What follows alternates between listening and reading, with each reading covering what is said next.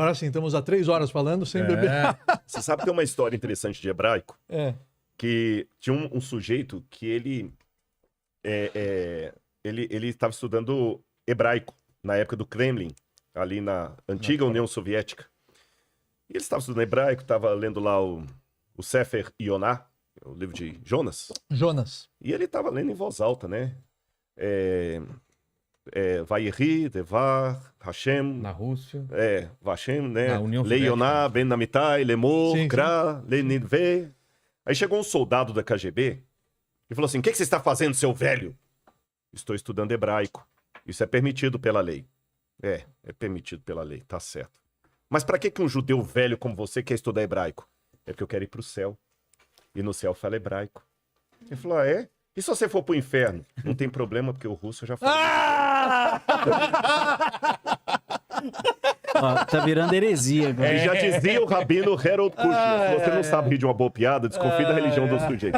Agora, tem um ponto que eu queria puxar aqui como professor. Só por favor, pega. Obrigado. Eu não tinha visto a garrafa. Tinha uma do meu Tenho lado? aqui, nem vi. exatamente. Agora se mandíbula. Tem uma coisa Vamos. interessante como professor, que eu queria só puxar um ponto que o Sani falou lá atrás, e a gente não puxou, e o pessoal às vezes pode não entender. Você fala coisas técnicas, parousia, né? Sidur. Sim. Sidur é o livro de oração dos judeus. Sim, né? que vem de Seder, que é uma De ordem. Seder, e Seder pode ser livro também, né? E também o jantar da noite de Sefer, terça. Sefer Sefer é livro. É livro, Seder é ceia. Mas o jantar da Páscoa judaica é um Seder, é uma ordem. Seder Pessah. 15 etapas, A exatamente. ceia da Páscoa. Mas quando ele falou a questão de ser judeu, eu não sei se o pessoal entendeu muito, que a gente falou muito rápido. Isso é interessante, e eu peço até sua ajuda aí para poder ampliar mais isso aí, Sani. Havia Abraão, que aliás é interessante esse nome, uma das possibilidades do nome hebreu, que Ivrit é hebraico, hebreu em hebreu, pode ser aquele que cruzou, que veio de fora cruzando. Da outra margem. De outra margem. O Abraham, a Ivri, é que ele... O mundo inteiro estava numa margem. E ele cruzou de outro, porque ele Exatamente. passou o rio Eufrates e veio pro lado de cá, né? E aí ele tem Isaac tem Jacó tem 12 filhos. Aí que vem as 12 tribos de Israel. Depois de Salomão, houve uma briga ali, que as tribos do norte ficaram no norte, seguindo Jeroboão, e as tribos do sul, que seria Judá, metade da tribo de Manassés, os levitas ficaram no sul também, embora os levitas não tinham uma terra para eles. E criou então o reino do norte e o reino do sul. O reino do norte, capital Samaria. O reino do sul, capital Jerusalém. Aí numa briga entre irmãos, o rei do norte fez um acordo com a Síria para atacar Jerusalém. Jerusalém fez um acordo com a Assíria, para atacar o norte. E a Síria veio, em 722 antes da Era Comum, acabou com o Reino do Norte, expatriou aqueles hebreus ali, israelitas, né? Acabou com eles e só sobrou, grosso modo, se eu desconsiderar a tribo de Levi, grosso modo a tribo de Judá. E Yehudá. Quando vem Nabucodonosor, aquele pedaço que eu li de Daniel, Sei.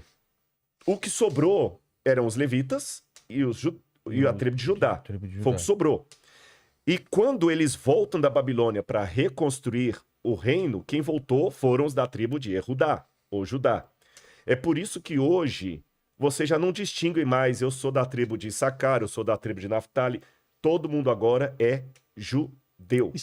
Israel é judeu. Mesmo que a rigor, agora me corrija se eu estiver falando bobagem aqui, quem tem o sobrenome Cohen provavelmente tem uma ascendência da tribo de Levi. Se eu falei bobagem, pode me corrigir em público aqui. O Cohen saiu de Levi. Os Cohenim saíram da tribo de Levi. Agora, o Levi e o Cohen de hoje também é tradição. Porque os sobrenomes e também tradição de pai para filho. Tradição de pai para filho. Até tem um judeu que falou, eu quero ser... Rabino, eu quero ser Cohen. E aí, não posso... Não, mas eu pago. Não, mas não é questão de pagar. Falou, não, mas eu pago quanto for. Põe um número aqui. Escreve aqui o valor aqui no cheque. Não, mas não é questão. Então ficou 2 horas conversando com ele. Mas me diga uma coisa, por que você quer tanto ser Cohen? Ele falou, não, porque meu pai era, meu avô era, eu também quero ser.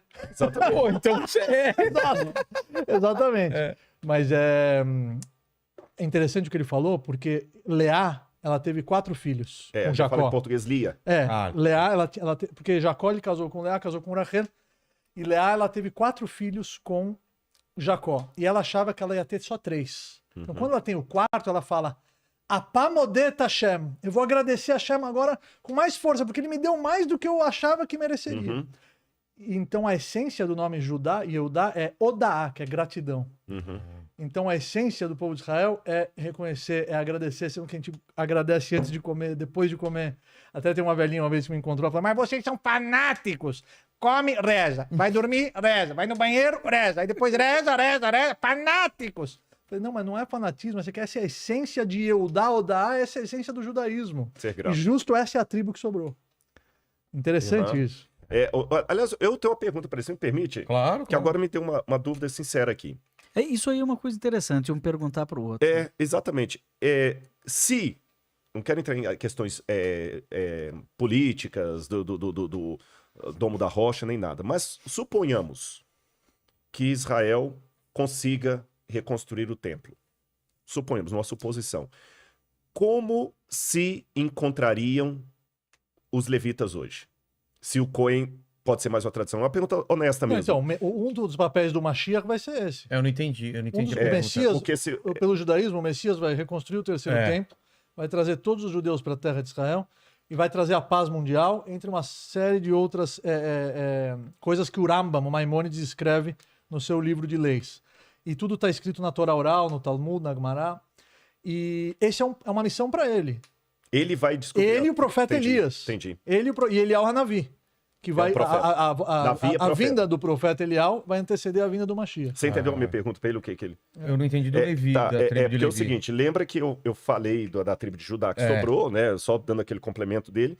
E falei... Você sabe que tem um rabino que toda vez que ele encontrava um Cohen, ele fazia o Pidyon Haben de novo, que é o resgate. O resgate do primogênito. Exatamente. Pidyon Haben, resgate do primogênito. Porque ele falou, eu sempre que eu encontro um Cohen, eu faço, porque vai que ele é mais... legítimo do que o outro. Pidyon Haben é quando nasce um dos o primogênito, aí você tem que de parto normal. A Deus, né? De parto normal. Jesus teve o Pidyon Haben, que o evangelho fala que Jesus foi levado por Maria e José até o templo, né? O resgate da criança. Esqueci o nome do rabino, ele sempre que encontrava, ele pedia para fazer de novo. Aí o que acontece? Aí eu falei que hoje, então, todos os descendentes de Abraão são judeus, indistintamente.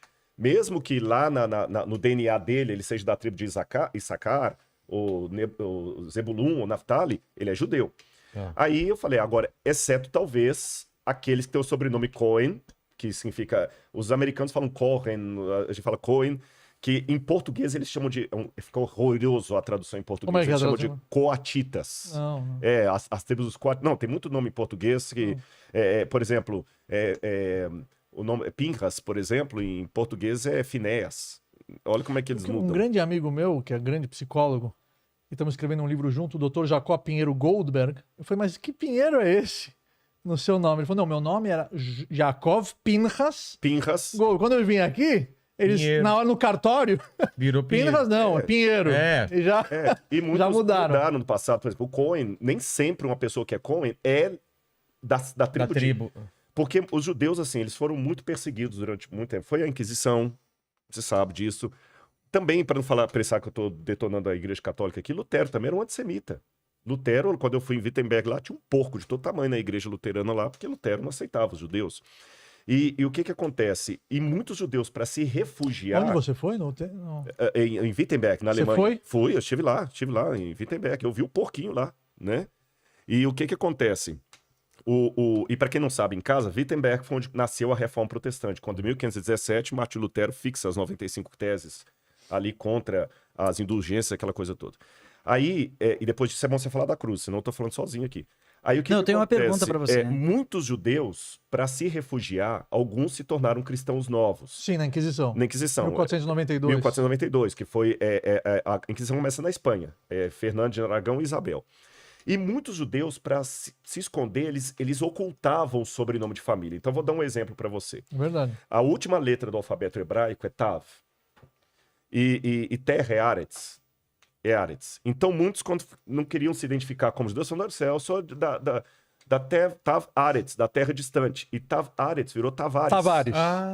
Tavares. Eles não podiam assumir. Em casa eles praticavam o judaísmo. Isso. Inclusive tem um documentário, não sei se você já assistiu, é A Estrela Oculta do Sertão, que fala exatamente sobre esses judeus. Eu vi, mas não assisti. Você tem que assistir. É. Você tem que assistir. Porque muitos desses judeus fugiram para o Brasil. Então, o Brasil é judaico. Quer ver Muitas um exemplo? poucas pessoas sabem disso.